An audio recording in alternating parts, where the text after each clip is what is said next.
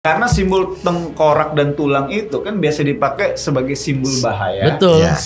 Simbol peringatan. Benar. Ya kan kalau drum-drum yang rawan benar dan itu sebagainya itu kan simbol rawan banget, betul, rawan berbahaya kan.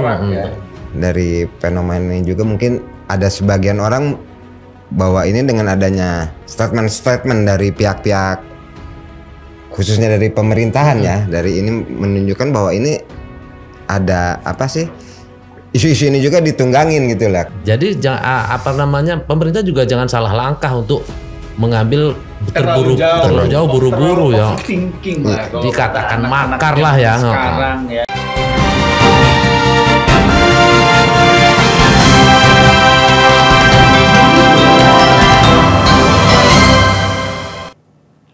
Halo Sobat Lampung Pos, jumpa lagi dalam program podcast Bedah Tajuk Lampung Pos. Kali ini bersama 3 jurnalis Lampung Pos, saya Abdul Gofur, saya Maram Chandra Lugina, saya Mustaan Basran. Sobat Lampung Pos, kali ini kita akan membahas sebuah tema yang mungkin agak beda ya dari podcast-podcast Bedah Tajuk sebelumnya. Biasanya itu kita bicara soal korupsi ya. Ya.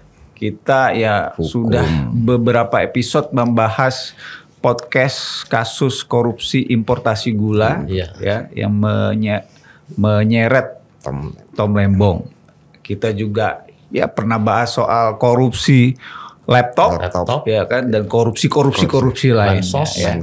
Tapi kali ini kita akan membahas tema yang jauh dari korupsi tetapi menjadi perbincangan banyak pihak. Ya, banyak tokoh-tokoh besar nih yang pada akhirnya ikut mengomentari. Gitu ya. Kalau Gen Z mungkin akan melihatnya apa sih gitu. Kok ini dibahas sih gitu kan. Kok kayaknya orang jadi takut sama bendera sih. Ini anime loh gitu loh. Tapi kok ditanggapinya terlalu ekstrim ya. Ya mungkin Sobat Lampung Pos bisa menebak ya. Bedah tajuk kali ini kita akan membahas fenomena bendera Jolly Roger One Piece. Seperti apa bedah tajuk membahas fenomena ini? Jangan kemana-mana, kita ikuti video editorial berikut ini dulu. Bijak sikapi One Piece. Menjelang hari ulang tahun ke-80 Republik Indonesia pada 17 Agustus 2025, ruang publik Indonesia diwarnai fenomena unik, yakni berkibarnya bendera bajak laut Jolly Roger dari serial One Piece. Fenomena ini memicu debat tentang batas antara penghormatan simbol negara dan kebebasan berekspresi masyarakat. Secara hukum, larangan itu memiliki pijakan. Undang-Undang Nomor 24 Tahun 2009 tentang bendera, bahasa, dan lambang negara dengan tegas melarang penempatan bendera lain di posisi yang dapat menyaingi atau mengurangi kehormatan bendera negara. Undang-Undang Nomor 24 Tahun 2009 tentang bendera, bahasa, dan lambang negara, serta lagu kebangsaan memberikan pedoman terkait penggunaan bendera negara. Pasal 17 menyatakan bahwa bila bendera merah putih dikibarkan bersama simbol lain, ia harus lebih tinggi dan berukuran lebih besar. Pasal 21 juga menegaskan posisi dan ukuran bendera non-negara tidak boleh menyamai atau mengalahkan simbol negara. Pada pasal 24 ayat 1 tegas melarang mengibarkan bendera negara di bawah bendera atau lambang apapun. Banyak pakar hukum menyatakan bahwa pengibaran bendera One Piece tidak melanggar hukum selama posisi dan ukurannya rendah dari merah putih. Kemudian tidak bermaksud merendahkan kehormatan simbol negara. Bagi sebagian aktivis, ini adalah bentuk ekspresi publik yang sah dan bahkan dilindungi oleh hak asasi. Konteksnya sering dipahami sebagai sindiran terhadap kondisi sosial politik, bukan serangan terhadap kedaulatan negara. Logikanya sederhana. Merah putih bukan sekadar kain berwarna, tetapi simbol negara yang wajib diperlakukan dengan hormat dan hikmat. Mengibarkan bendera fiksi bajak laut di tiang yang sama dapat dimaknai sebagai perbuatan yang, sengaja atau tidak, mengaburkan makna sakral simbol negara. Namun larangan ini juga perlu dibaca dalam konteks budaya pop dan ekspresi generasi muda. Sebagian besar yang mengibarkan bendera One Piece tidak bermaksud melecehkan merah putih. Mereka mengartikannya sebagai simbol semangat, kebebasan, persahabatan, dan perjuangan melawan ketidakadilan, nilai-nilai yang sejatinya selaras dengan semangat kemerdekaan. Sementara itu, organisasi seperti Amnesty International Indonesia mengecam tindakan razia dan intimidasi terhadap warga yang memasang bendera One Piece. Amnesty menilai respons tersebut berlebihan dan mengancam kebebasan berekspresi. Fenomena ini menunjukkan bagaimana budaya populer global telah menyusup ke dalam ruang perayaan nasional, membentuk cara baru generasi muda mengekspresikan nasionalisme. Di Lampung, pemerintah provinsi Pemprov Lampung menyampaikan sikap tegas terhadap maraknya pengibaran bendera One Piece. Meski demikian, Kapolresta Bandar Lampung memastikan tidak akan bertindak represif terhadap warga yang mengekspresikan pengibaran bendera One Piece. Publik mengapresiasi kebijakan Pemprov dan Kapolresta Bandar Lampung. Keduanya memiliki aturan yang sesuai tupoksinya. Pada titik ini, negara perlu bijak. Penegakan aturan harus berjalan, tetapi pendekatan komunikasi budaya tak kalah penting. Alih-alih hanya menindak, pemerintah bisa mengarahkan energi kreatif anak muda agar tetap menghormati simbol negara tanpa mematikan daya ekspresi mereka. Misalnya, membuat lomba desain atribut kemerdekaan yang memadukan unsur pop culture dengan nilai-nilai nasionalisme. Kemerdekaan kita lahir dari semangat perlawanan terhadap penindasan, sama seperti cerita-cerita fiksi yang digemari generasi muda. Namun dalam segala bentuk ekspresi, ada garis batas yang tak boleh dilewati, yakni kehormatan merah putih. Simbol negara merah putih harus selalu dijunjung tinggi sebagai refleksi kedaulatan, sejarah, dan persatuan bangsa. Namun, dinamika budaya pop dan gerakan sosial saat ini menunjukkan bahwa generasi muda memilih cara unik untuk mengekspresikan apresiasi dan kritik mereka. Negara sebaiknya tidak meredam kreativitas ini dengan pendekatan represif. Yang lebih penting adalah menjaga estetika simbol kebangsaan melalui edukasi hukum tanpa mengkriminalisasi bentuk ekspresi damai.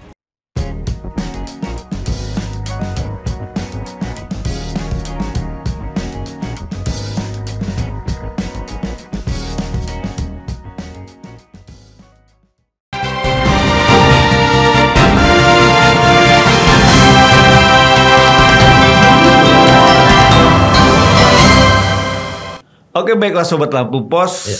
Seperti biasa kita masuk kepada segmen 1. Segmen 1 itu kita mengutip ya, mengquote ya, pernyataan-pernyataan di berbagai tokoh ya, di berbagai platform. Ada yang baca dari berita. Kalau saya sih senang nonton beberapa podcast tokoh terkenal ya. Bang Aan juga mungkin baca koran, baca konten TikTok dan lain sebagainya ya. Pada intinya kita mencoba mengkurasi lah dan membaginya kepada Sobat Lampung Pos. Dan kali ini seperti biasa saya akan mengutip pernyataan dari tokoh terkenal. Siapa lagi kalau bukan Prof. Mahfud MD ya. Saya baru saja nonton podcast di YouTube officialnya Prof. Mahfud MD. Panjang sekali, dalam podcastnya banyak hal yang dibahas. Masih soal abolisi amnesti Tonglembong itu juga ada dibahas, tapi di bagian akhirnya itu host bertanya tentang apa nih pendapat Prof. Mahfud MD terhadap bendera Jolly Roger One Piece, salah satu bendera yang muncul dari salah satu manga yang terkenal dari Jepang. Itu One Piece. Nah, Prof. Mahfud menanggapi nih Sobat Lampung Pos ya. Pertama, beliau mencoba menanggapinya dari sisi politik. Ya, Prof. Mahfud sih melihat bahwa fenomena pengibaran bendera One Piece itu sendiri adalah bagian dari ekspresi masyarakat. Ya. Dan ekspresi itu bisa macam-macam. Bisa juga dikaitkan dengan kalau semangat bendera itu filosofinya kemerdekaan, perjuangan kemerdekaan. Mungkin momen yang pas juga menyandingkan bendera One Piece dengan bendera merah putih di momentum bulan kemerdekaan Agustus gitu ya. Tetapi ada juga menurut Prof. Mahfud ya bisa jadi ini merupakan bagian dari simbol ekspresi protes atau ketidakpuasan masyarakat terhadap kondisi yang terjadi dihadapi oleh mereka saat ini, sehingga ya berkibarlah bendera-bendera itu di berbagai daerah. Itu pendapat Prof. Mahfud. Walaupun Prof. Mahfud juga mengingatkan nih, mengedukasi nih kepada kita semua, harus perhatikan juga ya Undang-Undang Nomor 24 Tahun 2009 yang mengatur tentang bendera, lambang negara, bahasa, lagu kebangsaan, di mana di pasal 24 khusus bendera nih, itu kalau misalnya ada yang barang siapa ya merobek, menginjak-injak, ya kan, membakar atau melakukan hal-hal lain yang itu bertujuan menghina, nah itu bisa dikenai pidana. Dan di pasal 66 itu diatur kalau yang punya motif, sekali lagi ya, mens rea ini, kita ini jadi apa ya, familiar dengan mens rea ya. Kalau ada motif menghina itu tadi, maka dia patut dikenai pasal 60 itu dengan kurungan 5 tahun penjara ya, denda 500 juta. Tetapi kalau dilihat dalam konteks yang ada saat ini, sepertinya ya kayaknya jauh deh dari niat menghina. Ya kan, merendahkan, melecehkan gitu. Jadi ya ini adalah semata-mata kebebasan berekspresi saja yang patut kita maklumi secara bersama. Itu Bang Aan, Alulu ya. Komentar dari Prof. Mahfud yang coba saya kurasi dan juga coba saya analisis dan tanggapi. Nah, bagaimana nih tanggapan dari Bang Aan? Tapi memang ini ya, ini kan jadi fenomena. Jadi orang-orang terkejut ya dengan apa sih ini gitu loh. Apalagi orang-orang yang memang baby boomer ya. Baby boomer yang ya mungkin ya nggak kenal sama One Piece. Iya, di atas-atas saya lah gitu ya umurnya ya. Di atas saya lah gitu umurnya baby boomer itu. Bukan setara dengan Bang Aan. Bukan.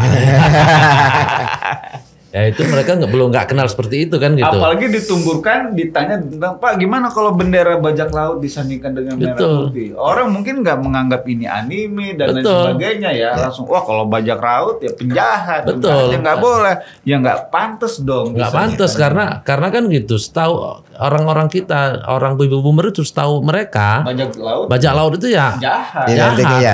Lawannya Peter Pan mereka kenal. Walaupun ada beberapa ya seperti tapi masih perdebatan ya, misalnya Hang Tua Hang Jebat itu katanya bajak laut, tapi mereka juga dianggap pahlawan. Tapi sebenarnya kalau sudah mengibarkan bendera, tengkorak dan tulang itu sudah konotasinya negatif. Karena simbol tengkorak dan tulang itu kan biasa dipakai sebagai simbol bahaya. Betul.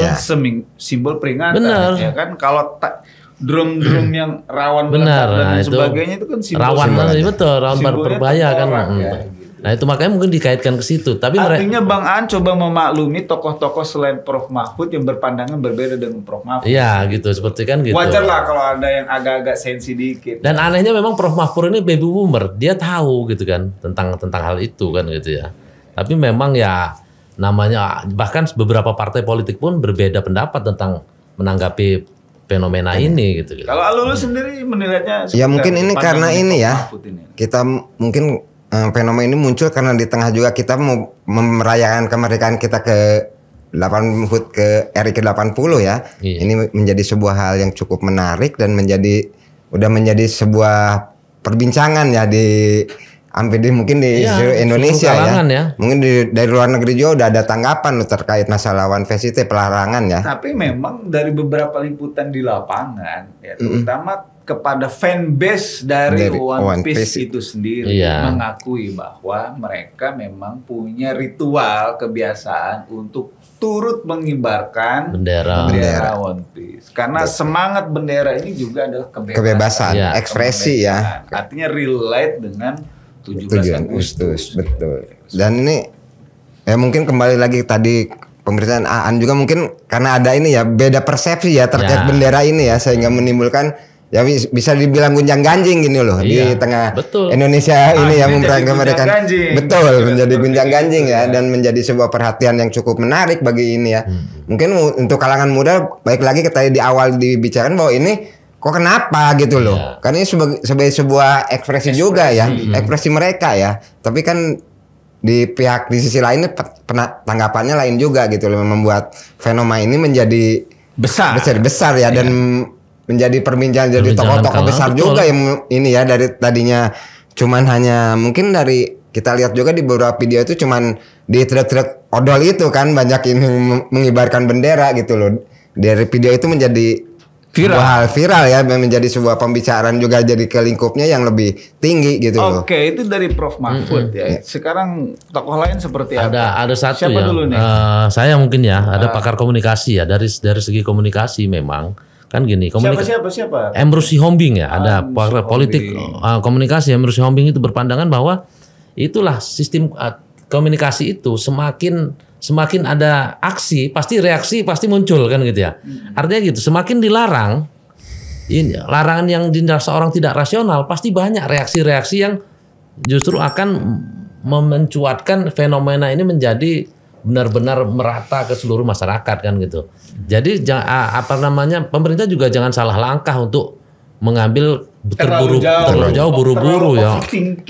Dikatakan makar lah ya. Sekarang ya atau mungkin represif ya dengan adanya ini ya. Diancam-ancam, bahkan katanya ada yang ada yang sudah ditampar ya.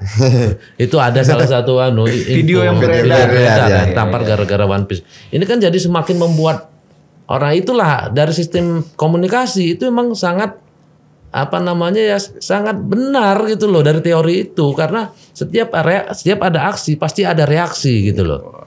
Jangan sampai aksinya aksi positif jadi negatif. Nah itu mungkin ada tanggapan dari Bung Ago atau Bang Lulu nih. Ya mungkin ini juga ya kembali lagi bahwa segala sesuatunya juga tidak harus konyong-konyong ditanggapin dengan hal yang reaktif ya. Tapi gitu. Baik lagi ke komunikasi itu harus ada komunikasi ya dari ini ya.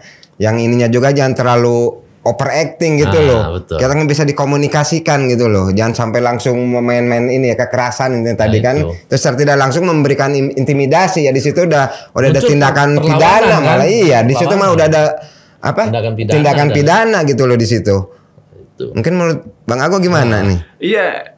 Ya kalau terlalu reaktif ya memang ya harus kita akui lah di awal-awal isu ini kan memang responnya langsung tep gitu kan ya, ada narasi memecah belah gitu kan, terlalu jauh tuh makar ya betul. Walaupun pada akhirnya sudah ada tanggapan dari istana betul. Yang menyatakan bahwa Presiden Prabowo tidak melarang, tidak mempermasalahkan. Betul. Tapi syarat dan ketentuan tetap berlaku. Salah satunya sesuai undang-undang yang disebutkan oleh Prof Mahfud di awal tadi. Nah kalau Alulu mungkin punya ya dari ini sendiri bahwa dari Prabowo itu menyatakan bahwa ini tidak dilarang karena ini merupakan sebuah ekspresi loh dari khususnya dari kalangan anak muda ya. Dan itu juga memang harus diapresiasi gitu loh sama pihak-pihak terkait ya. Jangan hanya setiap ekspresi harus ini loh dibalas dengan reaktif gitu loh. Tapi kan ini merupakan benar-benar sebuah ekspresi untuk kebebasan mereka ya, dan mengekspresikan kebebasan mereka untuk ya mungkin juga emang salah satunya ada juga ekspresi mereka terhadap kondisi juga ya. Dan itu mungkin menjadi juga salah satu dari ini ya, adanya tanggapan yang reaktif itu ya. Dari pemerintah itu ya, karena kita protes ya boleh. Ya betul. Menyatakan tidak setuju ya boleh. Iya betul. Jangan terlalu reaktif gitu lah. Harus ada koridornya juga kan menanggapin protes-protes atau ini dari masyarakat itu, karena ini juga masyarakat juga membawakan emang suara-suara mereka gitu loh, masyarakat secara luas kan dengan melihat kondisi yang sekarang ini gitu loh.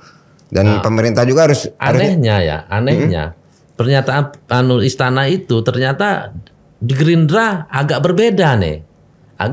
Danang Wicaksono itu salah satu pengurus di DPP Gerindra ya.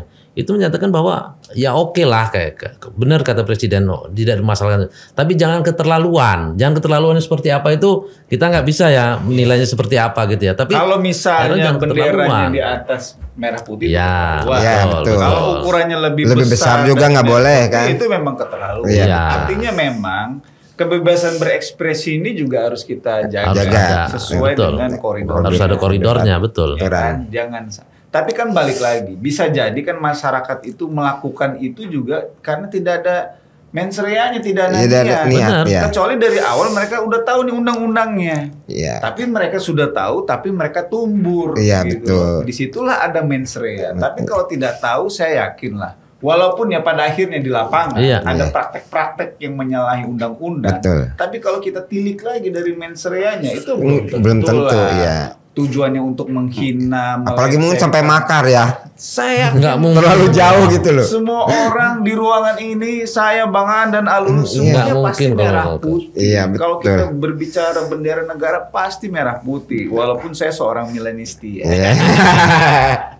Kalau merah hitam boleh juga gitu kan. Tapi yakinlah tidak mungkin itu ada di atas merah putih. Pasti selalu di bawah merah putih. Oke Sobat Lampung Pos, itu segmen 1 ya.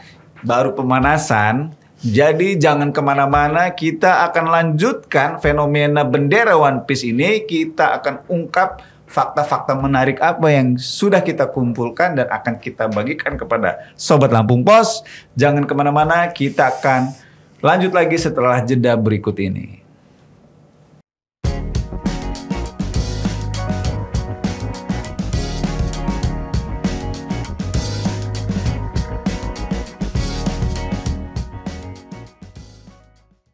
Oke, baik sahabat Lampung Pos, kita kembali lagi ke podcast Bedah Tajuk Lampung Pos. Segmen 2 ya. Segmen 2 tentang kita mengulik tentang fakta-fakta yang ada pada terjadi dalam fenomena One Piece ini ya. Atau manga One Piece. Manga One Piece.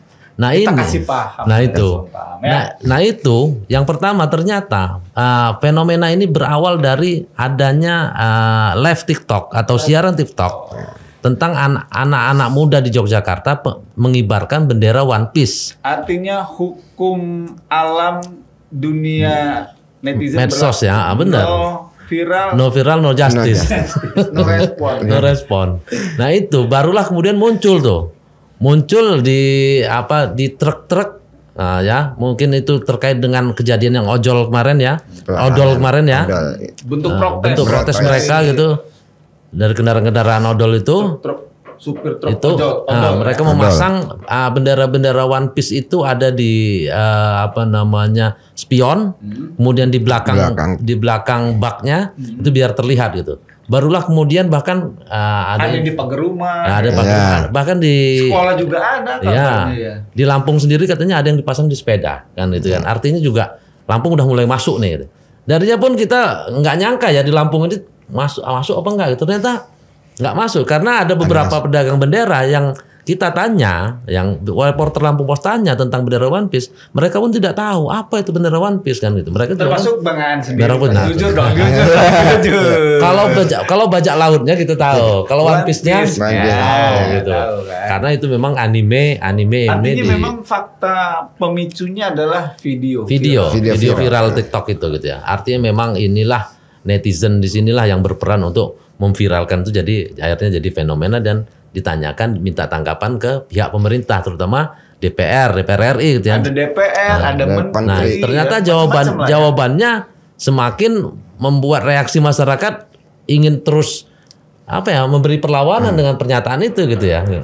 Nah, itu mungkin ada tanggapan tersendiri dari Alulu. Ya mungkin ini ya dari fenomena ini juga mungkin ada sebagian orang bahwa ini dengan adanya statement dari pihak-pihak khususnya dari pemerintahan ya, dari ini menunjukkan bahwa ini ada apa sih, isu-isu ini juga ditunggangin gitu lah, karena kita ketahui juga ada mulai dikaitkan dengan politik. Betul.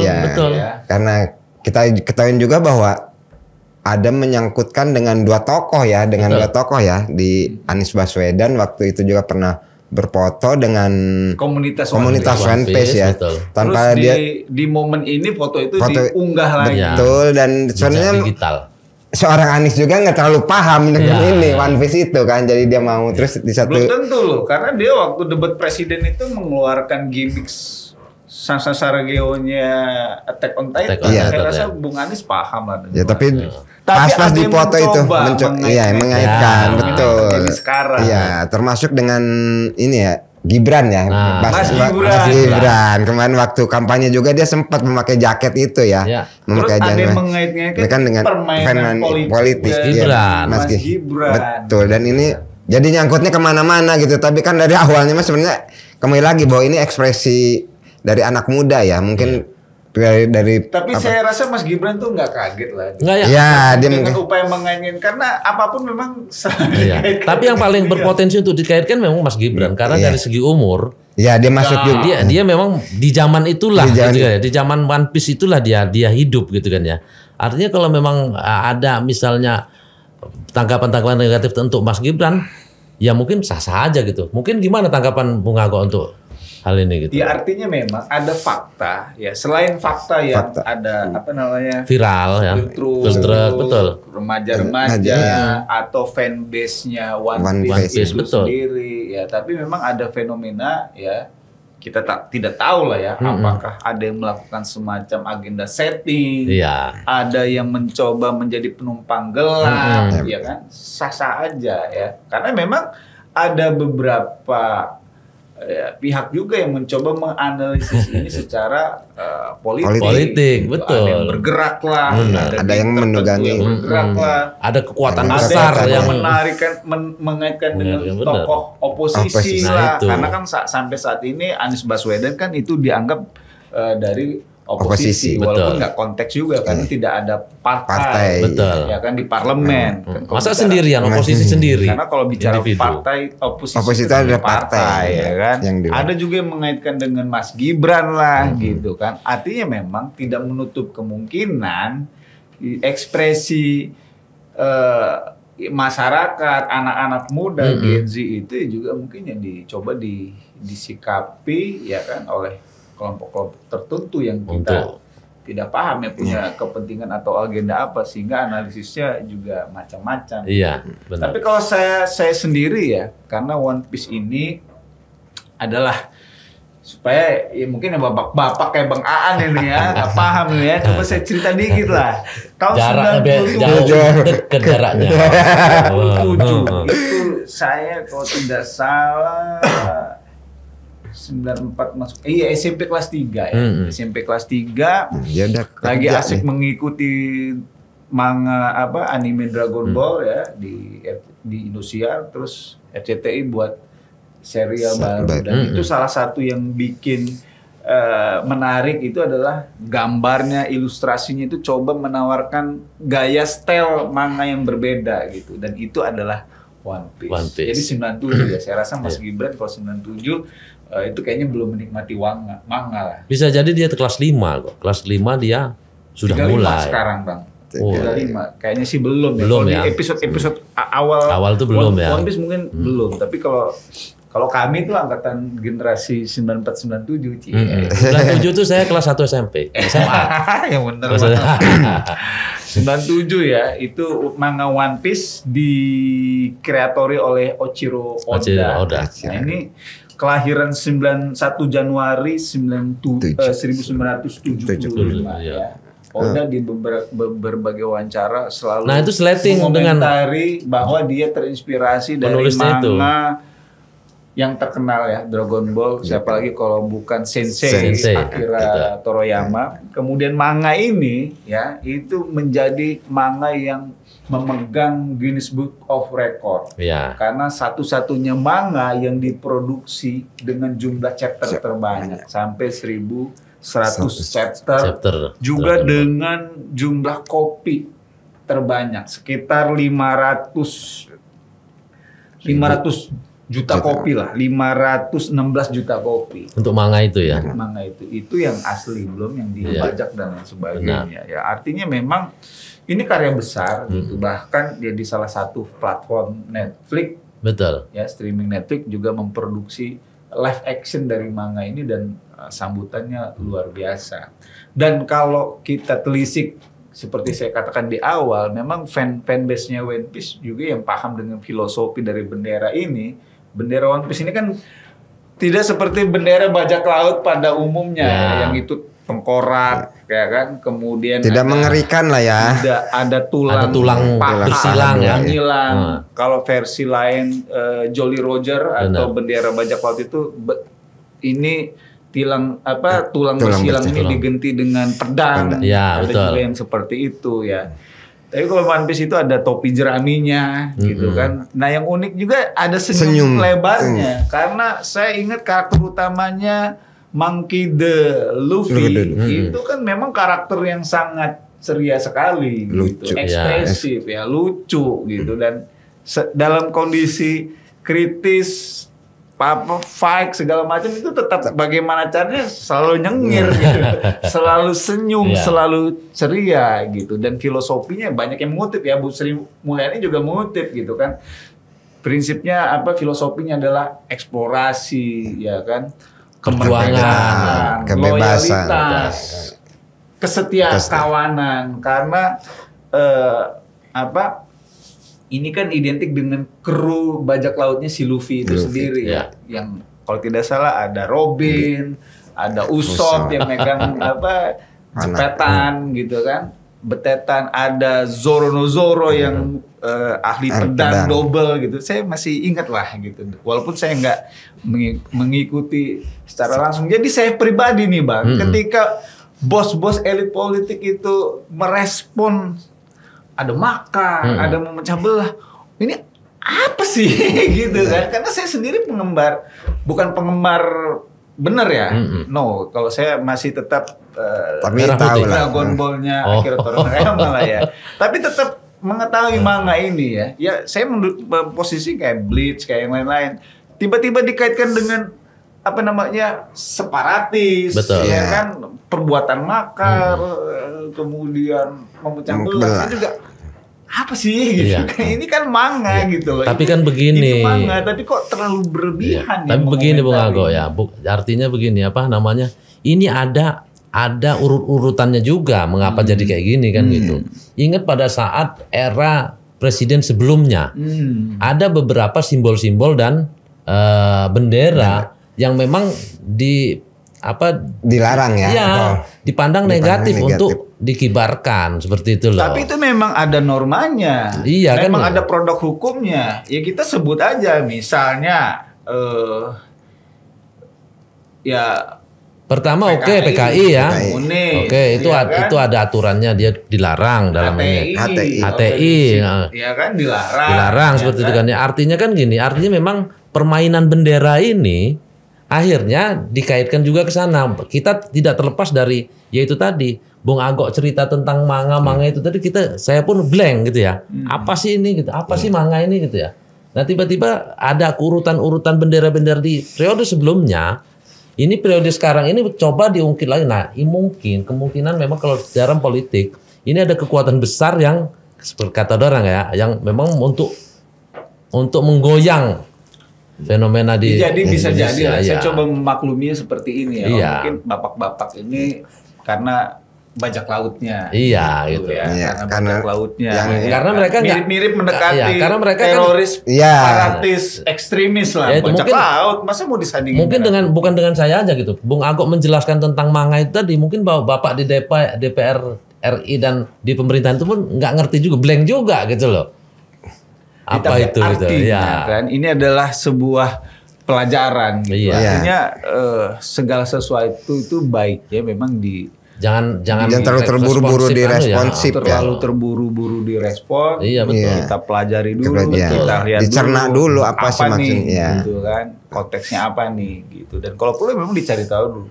Karena memang kan setelah kita jurnalis nih coba cari tahu di lapangan, ternyata memang ya ada ritual atau ada budaya kebiasaan dari fanbase dari pecinta manga One Piece itu sendiri. Kalau 17-an karena benderanya, spiritnya adalah kebebasan. Oh, ini bulan kemerdekaan, cocok nih. Betul. Dan jangan disangka juga bendera Jolly Roger itu juga kita nggak tahu loh, dulu awal-awalnya itu juga mungkin salah pandangan orang juga gitu loh. Karena bajak laut tuh mungkin nggak seperti itu kan gitu. Tuduhan-tuduhan dulu Barbarossa yang katanya Barbarossa, ternyata ada pandangan berbeda dengan itu kan gitu loh. Makanya wajar lah ada perbedaan-perbedaan itu. Ya mungkin ini juga ada, kalau kembali lagi ditunggangin mungkin ada juga ke arah politik 2029 ya, karena mungkin kita kita tahu juga dari awal-awal pemerintahan Prabowo juga kan udah mulai gitu loh. Segala sesuatu itu berkaitan dengan politik. Betul. Kalau politik kan arahnya udah. Di podcast ini kita bilang ini bendera ini muncul kenapa? Karena kemarin ada yang dapat abolisi. Ada amnesti. Ya, betul. Lagi nih. Emang ya tapi kan di Indonesia kan emang gitu loh. Kalau kita analisis seperti itu ya. Tapi memang itu faktanya. Faktanya iya betul. Faktanya kan bahwa fenomena ini dibahas, dikupas di berbagai sisi. Ya, apalagi kan tokoh-tokoh politik banyak juga udah yang komen gitu loh. Orang juga ya, masyarakat awam itu jadi arahnya ini ke arah politik gitu loh, bukan lagi mengekspresi dari anak muda gitu loh.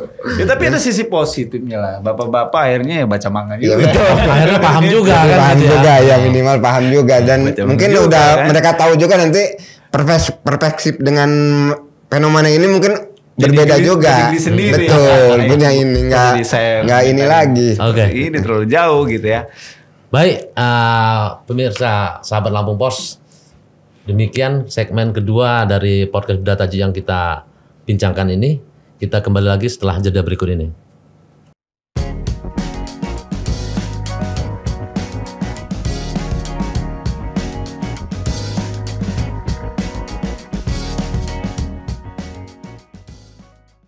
Oke, pemirsa Bedah Tajuk Lampung Pos, kita udah memasuki di segmen terakhir ya. Di segmen 3 kali ini kita akan membahas masalah analisis teori ya, tentang mengurai fenomena Jolly Roger ini ya. Dan kita ketahui bahwa ini menjadi sebuah yang sekarang menjadi hangat-hangatnya nih ini. Jolly Roger dari tadinya cuman ekspresi yang dianggapnya sama anak muda yang Gen Z ini ya biasa-biasa aja, ternyata mendapat tanggapannya yang serius benar, jadi menimbulkan jadi sebuah fenomena yang cukup menjadi banyak perbincangan orang gitu loh. Dan ini mencoba kita menganalisis ya dari kejadian fenomena ini. Mungkin nanti saya akan memulainya ya dari teori komunikasi yang sebagai bentuk ini ya, komunikasi nonverbal ya dari masyarakat. Dalam konteks bendera One Piece ini berfungsi sebagai simbol ya, yang mewakili sebuah pesan ya, dan pesan ini juga merupakan mungkin adalah ekspresi dari kondisi perasaan mungkin ya, khususnya dari kalangan anak muda yang melihat kondisi yang mereka rasakan saat ini gitu loh. Dan ini juga mungkin sebenarnya bukan anak muda aja, kalau emang ekspresi itu bisa dilakukan oleh siapa saja gitu loh. Cuman mungkin dalam bentuknya mungkin berbeda ya. Cuman mereka dan anak muda sekarang ini dengan generasi Gen Z ini kan mungkin salah satu pilihannya melalui bendera One Piece ini gitu loh. Dan pernyataan dari sebuah sikap, pernyataan dari sebuah perasaan, atau justru pernyataan dari pikiran ya. Menyampaikan pesan melalui simbol-simbol yang simbol betul. Bisa jadi kemerdekaan, kebebasan, atau perlawanan betul. Gitu kan. Dan itu antar penindasan. Dan itu antar generasi memang berbeda-beda simbol-simbol yang dikeluarkan kan seperti itu. Ya mungkin cara-caranya juga kan berbeda gitu loh. Dan ini lewat gambar, ada yang lewat aksi mungkin demo kan, atau lewat memang dalam konteksnya sendiri itu memang para bajak laut ini berusaha melawan dominasi kerajaan dunia. Jadi dalam anime One Piece itu ada satu kerajaan yang menguasai seluruh dunia, dan ada beberapa orang yang bergerak untuk melakukan perlawanan. Makanya lawannya adalah, kalau tidak salah dulu itu angkatan laut. Gitu. Memang anti orang-orang yang mengibarkan bendera Jolly Roger. Iya betul. Gitu. Dan bendera Jolly Rogers di manga One Piece itu macam-macam versinya. Ya, cuma yang dipakai yang populer karena protagonisnya adalah Monkey D. Luffy, topi jerami, ya itulah yang dikibarkan saat ini. Jadi ekspresinya bisa jadi, saya setuju tuh, bisa jadi ekspresi dari orang-orang yang rekeningnya Dari generasi muda yang mungkin dari membaca koran yang satu ke koran yang lain, membaca pengumuman yang satu, membaca pengumuman yang lain tentang lowongan pekerjaan sampai saat ini kok belum ada pekerjaan gitu kan. Dari karyawan perusahaan yang perusahaannya mungkin butuh bantuan dari pemerintah, tapi sampai saat ini kok tidak ada subsidi segala macam sambutan, betul. Ya mungkin dari kayak emak-emak juga mungkin harga kebutuhan pokok yang menjadi tanggung jawab mereka juga. Mungkin itu juga bisa menjadi sebuah hal yang ini ya. Atau pedagang sayur yang viral kena tampol. Karena dia mau jualan sayur untungnya kok susah ya gitu. Betul, ada diganggu ya betul. Susah benar. Apalagi ditambah lagi isu perang, banyak emak-emak tambah ini ya sayur di rumah benar. Kan akhirnya dikibarkan sama Rory Rogers gitu. Artinya memang itu harus dimaknai sebagai bahasa komunikasi masyarakat ya kepada bisa pemerintah, kepada regulator, bahwa mereka itu sedang tidak baik-baik saja. Ya diperhatikan, ditenteni. Kalau dari solusi gitu ya. Teori komunikasi. Penyampaian pesan non verbal itu artinya dengan simbol-simbol itu memang kalau tidak sefrekuensi itu akan salah pengertian gitu. Makanya itulah istilahnya anak muda anak Gen Z sekarang kalau dengar bapak-bapak masih bercanda, tuh joknya bapak-bapak. Karena nggak nyambung Bapak RT ya. Mereka nggak nyambung gitu loh. Tiba-tiba akhirnya Bang Aan merasakan apa yang saya rasakan. Itu kan gitu ya. Makanya begitu Gen Z ini mengeluarkan simbol-simbol One Piece itu ditanggapi dengan yang tidak sefrekuensi dari bapak-bapak baby boomer dan milenial ini bahwa ini bajak laut itu. Milenial masih nyambung. Oke, Gen X lah ya. Ini akhirnya nggak nyambung kan? Disangka bapak-bapak ini yang bahwa waduh ini keterlaluan nih kan. Angkatan laut gitu siapa? Ini bajak laut ya. Siapa tahu?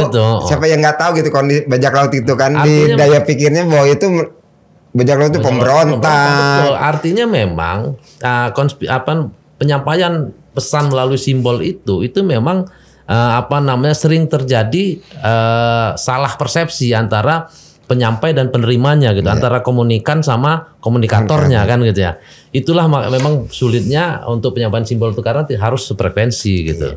Mungkin ada yang lain untuk kalau saya ya kalau pakai mungkin pandangan filsuf Jerman Jürgen Habermas tentang public sphere, teori ruang publik, ya media sosial itu memang bisa dikatakan adalah semacam bentuk wahana ruang publik yang baru, yang luar biasanya beda dengan ya kalau dalam konsep mungkin Jürgen Habermas itu ya di kafe, di taman, di lapangan gitu kan. Ini pinggir jalan public sphere baru media sosial dan itu sangat efektif dalam menyebarkan informasi. Bagaimana publik itu berdiskusi, bagaimana publik itu menyuarakan pendapatnya, berekspresi, dan memang kalau kita perhatikan sayangnya memang cukup efektif gitu.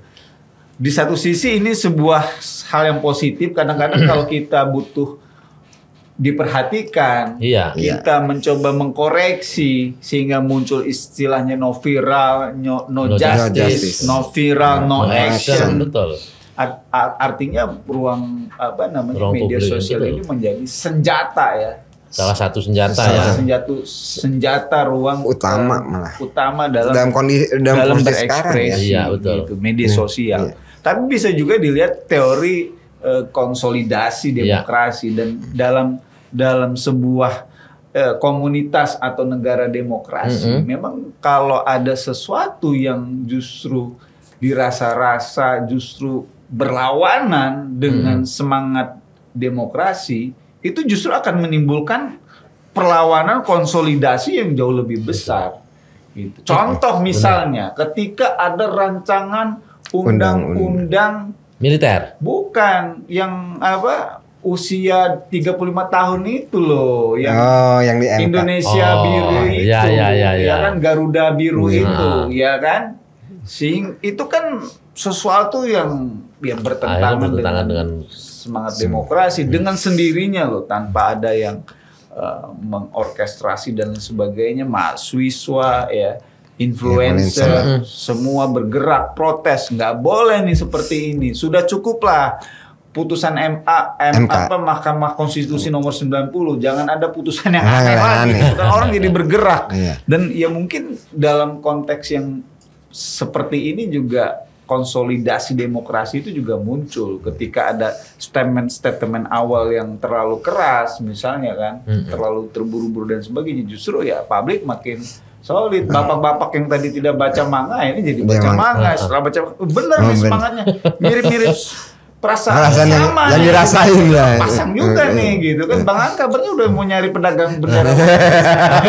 Tapi hati-hati ya, teori konsolidasi demokrasi itu tadi itu mirip-mirip sedikit dengan konspirasi demokrasi. Oke dah, kayaknya podcast kita ini nggak bakal seru kalau tidak ada teori konspirasi demokrasi. Sekarang saya serahkan nih ke Bang An. Kira-kira apa nih Bang? Kira-kira teori konspirasi politiknya. Kalau konsolidasi demokrasi tadi itu ya, mereka tanpa ada komando, mereka menghimpun saling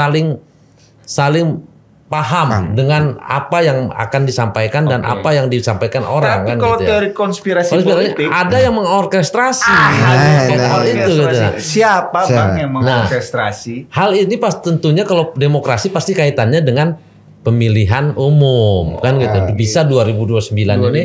Kalau 2029 kita dari kemarin-kemarin juga melihat masih ada geng-geng yang saling berlawanan, yang mau mencolek-colek pemerintah kan itu ya, mau membuat matahari kembar. Itu kan bisa jadi orang nggak salah orang. Artinya untuk ada yang berpikir ada teori mengorkestrasi kan gitu. Ada juga yang berpendapat seperti itu, terutama dengan kalangan-kalangan politik itu kan itu.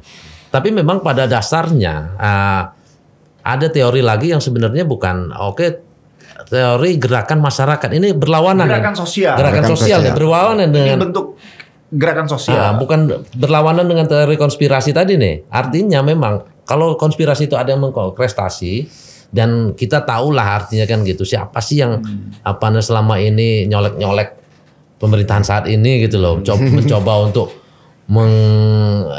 memblunder-blunderkan pemerintahan saat ini kan gitu kan. Jadi ini konteksnya teori gerakan sosial. Artinya ini sebuah gerakan organik. Iya, artinya kan gitu. Dimulai dari misalnya ada fansnya One Piece ini untuk menyuarakan kegelisahan seperti kata Bung Ako tadi, kegelisahan tentang berarti memanfaatkan mereka ya. Lapangan kerja yang sulit kan gitu ya. Misalnya ada karyawan perusahaan yang bakal ambruk perusahaannya kan gitu. Ada ibu-ibu yang tukang sayur yang menjerit karena susah jualan sayur. Itu kan artinya ramai PHK. Nah itu ada gerakan sosial untuk mengarah ke sana gitu loh. Ini berbeda dengan konspirasi tadi. Gerakan sosial ini sama seperti konsolidasi. Mereka ada dengan sendirinya tanpa ada yang mengorkestrasi. Artinya ini gitu. organik ya. dari keresahan ya. Kalau saya sendiri sih ya, karena ya mungkin memang di fanbase-nya One Piece memang sudah ada ritualnya dan lain sebagainya. Betul. Ini sih sebenarnya terlalu overthinking deh kalau ini ada yang mau orkestrasi. Ini saya lebih setuju ke ini gerakan sosial aja sih gitu ya. Tapi nggak bisa juga kita orang-orang yang memang sudah punya identitas. Tapi nggak bisa juga dinafikan ya. Ada bisa jadi. Kita juga nggak nuduh. Ada yang membonceng. Ya nggak apa-apa sih kalau Bang Aan berpendapat ini ada yang mencoba membonceng. Sama seperti sekutu masuk ke ini nikah memboncengi kan gitu kan. Ada yang memanfaatkan ya. Ada yang fenomena ini apalagi fenomena ini udah menjadi sebuah hal yang cukup ramai ya di. Artinya sebenarnya yang paling harusnya bijak, berhati-hati adalah pemerintah. Jangan sampai gerakan yang organik misalnya, apapun teorinya loh. Kalau dia ini adalah semata-mata gerakan sosial, seharusnya dirangkul, diperhatikan, didengarkan, kan? Ditanya apa nih masalahnya, keresahannya apa, gitu ya. Ditanggapi dengan bijak lah ya. Kan? Tetapi juga bisa kalau misalnya optionnya adalah ini bukan gerakan sosial, bukan organik, tapi ini ada sesuatu yang diorkestrasi, ada konspirasi, ya itu juga harus diwaspadai kan dengan bijak juga ya. Tapi jangan sampai ini menjadi sebuah nanti bola salju ya kan. Kalau blunder, namanya blunder itu mau bener ya Alul ya. Alul kan pengamat sepak bola kan. Mau blundernya 10-0 sama 1-0 kan sama-sama sakit kan. Betul kan? Kalau sudah blunder kan, mau 1-0 mau 10-0 kan sama aja gitu kan. Ya kan? Kalah itulah gitu kan. Kalah itulah ya kan. Dan sakitnya tuh di sini gitu ya. Ya kan blunder juga kalau kita ngerasain kalau ngelakuin blunder itu waduh apalagi sampai kita kalah. Waduh nyesek bener gitu. Bisa berapa hari kita ngerasain rasa sakitnya itu gitu loh. Mungkin ya pemerintah juga bisa juga ya kembali bercermin ke situ ya. Jangan sampai melakukan hal-hal yang emang terlalu over lah ya. Sabar tapi lah ya. harus lebih bijak. Benar. Kalau perlu baca dulu komik. Lebih pahami dulu ya. Dulu manganya kira-kira seperti itu ya. Oke baiklah Sobat Lampung Pos dimanapun berada, terutama sobat Lampung Pos yang mungkin sama seperti saya, ya sedikit banyak atau memang fans beratnya One Piece ya. Itu juga bisa memberikan pendapat Anda, komentar Anda tentang fenomena sosial yang terjadi di masyarakat kita saat ini. Betul. Apakah ini adalah semacam gerakan sosial yang organik atau ada yang adalah sesuatu yang diorkestrasi? Betul. Ada kekuatan politik di balik. Anda juga bisa jadi pengamat, Anda juga bisa menyampaikan pendapat Anda di kolom komentar. Betul. Terus jangan lupa untuk subscribe channel Lampung Pos Update.